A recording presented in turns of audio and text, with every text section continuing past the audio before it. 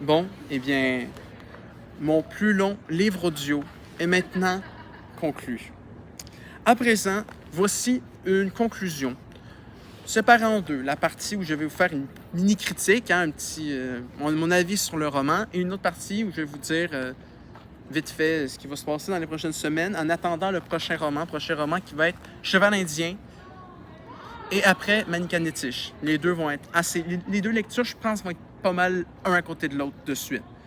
Mais voilà, je vais vous dire plus tard qu'est-ce qui va passer dans les 2, 3, 4 semaines entre Mishima et les deux romans amérindiens. Donc, Confession d'un masque, Yukio Mishima, j'ai eu la chance à la coop que ce livre soit disponible. Et ayant vu Mishima A Life in 4 Chapters pas très longtemps avant, je me suis dit, quelle idée de génie! Je vais prendre Yukio Mishima. Et finalement, comme vous avez vu, on a fini avec un livre audio de presque, je sais pas, peut-être 10 heures, peut-être même 11 heures de contenu. Donc quand même, j'ai utilisé beaucoup de mon temps pour lire ce roman. Donc qu'est-ce que j'en ai pensé? Je vais être franc avec vous. C'est le roman des 4 que j'ai lu que j'ai préféré. Je dis pas gouverneur de la Rosée m'a permis de connaître la culture haïtienne. Et l'amant, et ce que je veux savoir, avait des points positifs. Et c'est pas juste parce que j'ai adoré le livre de Mishima. J'aurais pu adorer le livre de Mishima et ne pas apprécier lire un livre de sa création. Mais là, c'est pas le cas. Là, j'ai bien lu tout au complet et j'ai vraiment aimé. Oui, je comprends que des gens ne peuvent pas tout comprendre. Il y a quand même beaucoup de termes un peu difficiles, un peu littéraires, poétiques ou spécifiques au domaine. Mais en vrai, je trouve que c'est un très beau document de l'enfance de Mishima. C'est très commun que les auteurs font des autobiographies, mais je trouve spécifiquement, et je sais pas si juste parce que c'est Mishima ou parce que voilà, ou parce que c'est japonais ou quoi que ce soit, mais j'ai trouvé que c'était la meilleure autobiographie que j'ai lue. Et franchement, ça ne serait pas surpris qu'un jour je réfléchisse un peu et que ce livre finisse dans mon top 10 des meilleurs, très franchement. Même si, franchement, le livre sur BTS et sur Smash, ça va être dur à déloger. Mais pour un roman à bonne et due forme, un roman plus de 200, presque 300 pages, c'est clairement celui que j'ai préféré lire. Et depuis que je lis des romans, depuis que je lis plus de romans, surtout pour l'école, je suis particulièrement heureux d'avoir lu celui-ci. Et franchement, je lui donnerais au moins un bon 9 sur 10.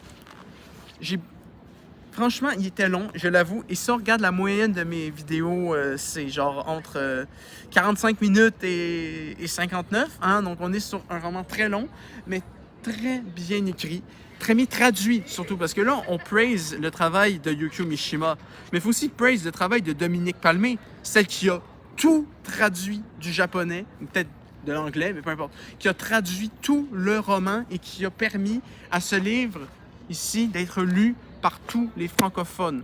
Et ça, je trouve ça absolument incroyable. Donc, Mishima, grand merci. Je sais qu'il est mort depuis 50 ans, on s'en fout. Mais, faut aussi pas oublier de remercier Dominique qui a fait un job de fou malade. Même si j'avoue qu'un jour, mon rêve, ça serait de pouvoir relire ce roman sans traduction française. Si un jour je réussis à lire ce livre-là en japonais sans aide, c'est que je vais avoir atteint un niveau de japonais inégalé. Mais ça, c'est pas certain. Bon, ce que j'ai particulièrement aimé, c'est déjà le côté qu'on aille un peu un mec qui, lui profondément, ce qu'il aime, c'est les effets. C'est un mec qui aime voir des corps nus d'hommes, mais qui, vu l'époque où il est né, il doit refouler, parce que techniquement, un homme gay dans les années, je sais pas, 30, 40, c'est pas quelque chose de très commun, c'est surtout quelque chose qu'il faut pas montrer au monde. Sinon, tu te fais lyncher et tout le monde te déteste. Donc, c'est magnifiquement écrit, vraiment une histoire, un homme tiraillé entre un amour du corps masculin et une étrange affection pour une jeune femme qui à la base, il s'était juste mis d'amitié avec elle pour paraître bon à la société. Et finalement, c'est un peu, pas mal, presque totalement, complètement en prise de Sonoko contre son gré. C'est un peu ce qu'on lit là-dedans. Et en vrai de vrai, Il y a des trucs qui m'ont beaucoup surpris, hein, comme quand il parlait un peu de... Il aimait voir des corps mutilés, quand il rêvait des trucs. Souvent, ses rêves étaient très étranges. Il y avait des pensées aussi qui étaient assez uniques en son genre. Franchement, c'est un truc... Il y a des trucs là-dedans que j'ai jamais lus dans d'autres romans et que je ne le relirai probablement dans aucun autre. Parce que c'est Mishima. Si vous avez vu le film, vous savez que Mishima, c'est un être unique en son genre. C'est lui dont le nom est rattaché directement à la langue japonaise. Donc, il fallait s'attendre à un livre comme ça, très franchement. Donc, j'espère que vous avez apprécié cette lecture. Je sais que ça a été très long, que ça a duré un mois au complet. Mais si vous avez beaucoup apprécié ce livre-là, et je vois les vues sont quand même assez, sont assez régulières, mais en vrai, sont quand même plutôt élevées. Donc, je suppose que vous aussi, vous avez apprécié. Donc, dans les commentaires de cette vidéo, si ça vous tente, vous pouvez dire ce que vous avez pensé déjà de ma lecture, hein, si j'ai bien fait ça, mais surtout, ce que vous pensez du roman, peut-être des petites réflexions sur à quel point vous avez apprécié cette œuvre littéraire. Et surtout, je ne relirai pas de livres japonais de sitôt, donc profitez bien de ces lectures. Si vous n'avez pas tout à fait fini et que vous êtes là, mais je ne sais pas ce que vous foutez là, parce que c'est la conclusion, lisez au complet, ça vaut vraiment la peine. Ça fait partie des très bons romans que j'ai lus. Bien. Première partie terminée. Seconde partie, qu'est-ce qui va se passer dans les prochaines semaines? Ben, en fait, comme vous savez, je le sais jamais d'avance. Je sais juste que vers la fin d'octobre et pour une bonne partie de novembre, moi je dirais dernière semaine d'octobre et au moins la moitié ou le 3/4 de novembre, on va lire 2 romans. Donc, 2 romans autochtones, hein, Cheval indien et Manikanetish, de 2 auteurs autochtones. Mais d'ici là, il va y avoir 2-3 vidéos. Et ces 2-3 vidéos-là, ben désolé de vous le dire, mais ça va être encore mystère. Sachez juste que ça va pas être des critiques, parce que des critiques, j'en ai déjà beaucoup prévues.